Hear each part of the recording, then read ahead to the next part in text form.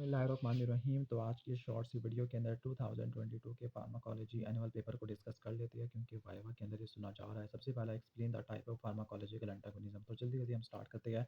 जो pharmacological antagonist होते हैं, दो कैटेगरी के होते हैं, कॉम्पिटिटिव और नॉन कॉम्पिटिटिव। जो नॉन कॉम्पिटिटिव उसको मुझे दो में डिवाइड करते हैं, रिवर्सिबल और इसके अलावा एलोस्टेरिक होती है। फिर इसके बाद what are the ligand for the tyrosine kinase. तो साइटोकाइंस होती है, epidermal growth factor, platelet derived growth factor है, ट्रांसफॉर्मिंग ग्रोथ फैक्टर है, इंसुलिन वगैरह लिख देना।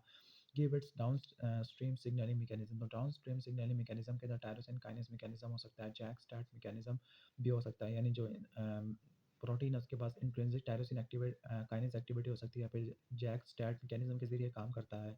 ओके, या इंसुलिन के केस में आप ये भी कह सकते हो कि रास वाला सिस्टम एक्टिवेट हो सकता है, जो कि जी प्रोटीन्स वगैरह होती है।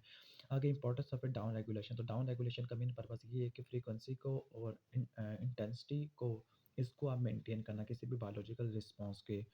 ठीक है। इसके बाद बताता है क्लिनिकल यूजेस ऑफ पैरासिम्पैथोमिमेटिक। तो पैरासिम्पैथोमिमेटिक होती है, ये ब्लड रेटोनिक को ट्रीट करने के लिए इस्तेमाल होती है, पोस्ट ऑपरेटिव आइलेस को ट्रीट करने के लिए इस्तेमाल होती है, शॉगरेन सिंड्रोम है, जीरोस्टोमिया को ट्रीट करने के लिए इस्तेमाल होती है। ओके, माइस्थीनिया ग्रेविस की डायग्नोसिस के लिए, डिफरेंशिएशन के लिए, ट्रीटमेंट के लिए इस्तेमाल होती है। इसके अलावा इंसेक्टिसाइड के ऊपर स्कैबिसाइड की तौर पर इस्तेमाल होती है। नेक्स्ट है कि uses of epinephrine in the anaphylactic shock. Anaphylactic shock के अंदर ब्रोंकोस्पैज्म होता है, हाइपोटेंशन होता है, जो न्यूरोटिक एडिमा होता है। जो एपिनेफ्रिन अल्फा 1 के जरिए वेसोकंस्ट्रक्शन करती है, बीटा 1 के जरिए कार्डियक आउटपुट को बढ़ा देती है, और उसके अलावा जो बीटा 2 उसके ज़रिए ब्रोंकोडायलेशन कर देती है। इसके बाद नेक्स्ट है कि न्यूरो हिप्नोटिक्स है, तो न्यूरो हिप्नोटिक में ज़ोलबिडेम, ज़ोलिप्रोन और एज़ापिक्लोन होती है। ओके, तो ये इनकी एडिक्शन लायबिलिटी रिलेटिवली कम होती है। BC1 या ओमेगा-1 साइट पे जाके बाइंड करती है, गाबा मेडिएटेड क्लोराइड चैनल की फ्रीक्वेंसी वगैरह को बढ़ा देती है। क्या डिफरेंस होता है बारबिटूरेट से? तो उनकी एडिक्शन लायबिलिटी कम होती है, टॉलरेंस रिलेटिवली कम होती है। ओके, ठीक है। और विथड्रॉल सिम्पटम या एब्स्टिनेंस सिंड्रोम के जो सिम्पटम है रिलेटिवली लेस माइल्ड होती है, यानी लेस सीवियर होती है, माइल्ड होती है। ओके, और इनको एंटागोनाइज कर सकते हैं फ्लोमाजेनिल से। इसकी बात है कि write down the inverse effect of antipsychotic. तो एंटीसाइकोटिक में भी बिहेवियरल डिस्टर्बेंस हो सकता है। ओके, इसके अलावा टार्डिव डिस्किनेसिया है, पार्किंसन है, कैथेसिया, डिस्टोनिया वगैरह हो सकता है। ओके, इसके अलावा ऑटोनोमिक इफेक्ट में ऑर्थोस्टैटिक हाइपोटेंशन है, सिक्रेशन सारी की सारी कम हो सकती है। ओके, मेटाबॉलिक में हाइपरग्लाइसीमिया, वेट गेन हो सकता है, रेटिनल पिगमेंटेशन हो सकती है। इसके बाद है कि व्हाट आर द फार्माकोलॉजिकल नहीं in classify the drug for rheumatoid arthritis. और रूमेटॉइड आर्थराइटिस के अंदर जो होती है बायोलॉजिकल और कन्वेंशनल सिंथेटिक होती है। कन्वेंशनल सिंथेटिक के अंदर मेथोट्रेक्सेट, पेनिसिलामिन है, गोल्ड कंपाउंड होती है। ठीक है, और ये बहुत सारी ड्रग होती है। माइकोफिनोलेट, मॉर्फिटेल है, सल्फासलाज़िन होती है, और हाइड्रोक्सीक्लोरोक्वीन है, क्लोरोक्वीन है। जबकि बायोलॉजिकल के अंदर एंटी-टीएनएफ में एपाटासिप्ट है, गोलीमुमाब, डेलीमुमाब है, इटानरसेप्ट है, बिलाटासेप्ट है। ओके, एनाकिंड्रा है होती है, ये सारी ड्रग होती है बायोलॉजिकल के अंदर आती है। What pharmacological effect produce by H1 receptor blocker. तो H1 रिसेप्टर ब्लॉकेट की वजह से सेडेशन होती है, anti nausea, anti emetic, anti muscarinic effect देखने को मिलती है। इसके अलावा ऑर्थोस्टैटिक हाइपोटेंशन हो सकती है, कॉग्निटिव इम्पेयरमेंट होती है, बंदा गाड़ी वगैरह कोई चला नहीं सकता। इसके बाद हम आगे चलते हैं कि मैकेनिकल और इलेक्ट्रिकल इफेक्ट। तो मैकेनिकल इफेक्ट में कार्डियक आउटपुट बढ़ जाता है, सिस्टोली बढ़ जाता है, इंजेक्शन फ्रैक्शन बढ़ जाता है। जो कंपनसेशन होती है सिंपैथेटिक वाली, जो न्यूरो हार्मोनल सिंपैथेटिक और रेनिन एंजियोटेंसिन एल्डोस्टेरोन सिस्टम वाली कंपनसेशन रुक जाती है। ठीक है, इलेक्ट्रिकल इफेक्ट में पीआर इंटरवल बढ़ जाएगा, क्यूटी इंटरवल की शॉर्टनिंग होती है, टी वेव की इन्वर्जन होती है, एसटी सेगमेंट डिप्रेशन होता है। ओके, क्यूआरएस कॉम्प्लेक्स शॉर्ट होना शुरू हो जाती है, pharmacokinetic and pharmacodynamic interaction of warfarin है। तो जो वारफरीन के मैं यहाँ पे दिखा देता हूँ कि जो वारफरीन है, वारफरीन के जो फार्माकोकाइनेटिक इंटरेक्शन है इसके अंदर नज़र आ रहा होगा कि जो CYP 2C19 इसकी नहीं 9 है, एंजाइम इंडक्शन, इनहिबिशन और प्लाज्मा प्रोटीन बाइंडिंग है। लाइक फार्माकोकाइनेटिक इंटरेक्शन के अंदर प्रोथ्रोम्बिन टाइम किससे बढ़ता है? इमिड्रियोन है, सिमेटिडीन, डाइसल्फिराम है, इसके अलावा फ्लूकोनाजोल, मेट्रोनिडाजोल, फिनाइलब्यूटाजीन, सल्फेन, पैराज़ोन, ट्राइमेथोप्रिलम, सल्फामेथोक्साजोल। जबकि प्रोथ्रोम्बिन टाइम कम होना, दैट मीन्स कि वारफरीन का एक्शन खत्म हो गया है। तो उसमें बारबिटूरेट है, कोलेस्ट्राइमिन और रिफेम्पिन है। बारबिटूरेट और रिफेम्पिन मेटाबॉलिज्म को इंड्यूस कर देती है, कोलेस्ट्राइमिन इसकी एब्जॉर्प्शन को मिनिमाइज कर देती है। फार्माकोडायनामिक के अंदर जो ड्रग है उसमें एस्पिरिन है, सेफ्लोस्पोलिन थर्ड जनरेशन की है, इसके अलावा हेपरिन है, गेट्रोबान है, डेबिगेट्रॉन है, रिवारोक्साबन है, अपेक्साबान है। जबकि बॉडी फैक्टर में हेपेटिक डिजीज और हाइपरथायरॉयडिज्म है। जबकि फार्माकोडायनामिक के अंदर ड्रग्स डाययूरेटिक, विटामिन की है, जबकि बॉडी फैक्टर में हेरिडिटरी रेजिस्टेंस और हाइपोथायरॉयडिज्म आ जाती है। इसके बाद हम आगे चलते हैं। अच्छा, यहाँ पे एक चीज़ तो मैं छोड़ ही गया कि मिलॉक्सिकाम को पिरोक्सिकाम के ऊपर प्रेफर क्यों करते हैं? मिलॉक्सिकाम क्या होती है? सिलेक्टिवली प्रेफरेंशियली साइक्लोऑक्सीजिनेज टाइप 2 को इनहिबिट कर देती है as compared to cyclooxygenase type 1।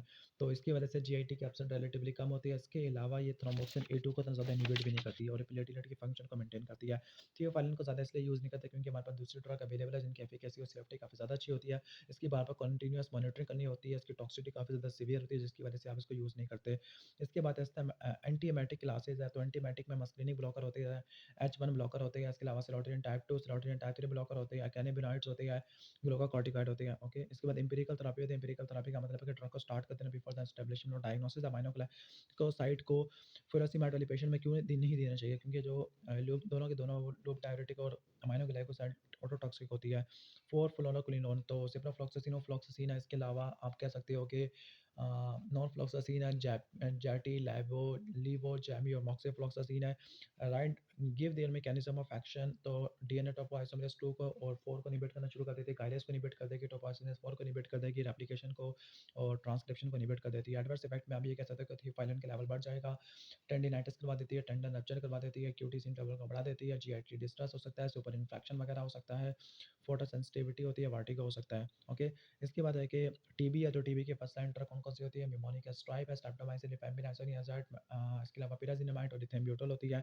इनकी टॉक्सिसिटी को आप खुद देख लेना। क्लिनिकल यूजेस ऑफ क्लोरोक्विन, तो क्लोरोक्विन अमाइबा के अंदर इस्तेमाल होती है, यानी जो अमाइबा डिजीज़ होती है ये टिश्यू माइबोसाइडल एजेंट है। इसके अलावा कीमोप्रोफाइलैक्सिस ऑफ प्लाज्मोडियम फैल्सिपारम मलेरिया और इसके अलावा कीमोप्रोफाइलैक्सिस के अलावा ट्रीटमेंट के तौर पर इस्तेमाल होती है, रूमेटॉइड आर्थराइटिस को ट्रीट करने के लिए इस्तेमाल होती है। ओके, इसके बाद एंटी हर्पीस ड्रग उनके इनोमिनेट करो, उनके मैकेनिज्म ऑफ एक्शन लिखो। मैकेनिज्म ऑफ एक्शन ये है कि पहले इनकी फॉस्फोराइलेशन होती है, ट्राइफॉस्फेट में कन्वर्ट होते हैं, फिर डीएनए के चेन में इनकॉर्पोरेट होकर डीएनए की रेप्लिकेशन को ब्लॉक कर देती है या डीएनए पॉलीमरेज को कॉम्पिटिटिव इनिबिशन प्रोवाइड कर देती है।